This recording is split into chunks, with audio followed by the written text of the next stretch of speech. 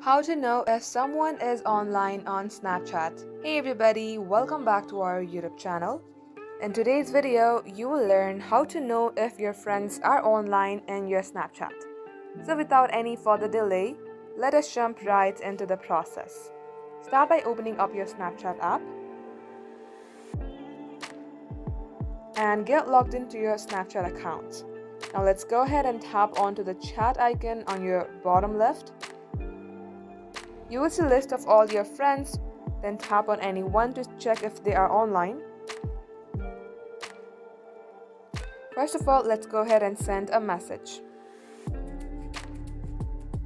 If they don't reply in about hours, just know that they are not online. You can also go ahead and try calling them by tapping on the call icon on your bottom right.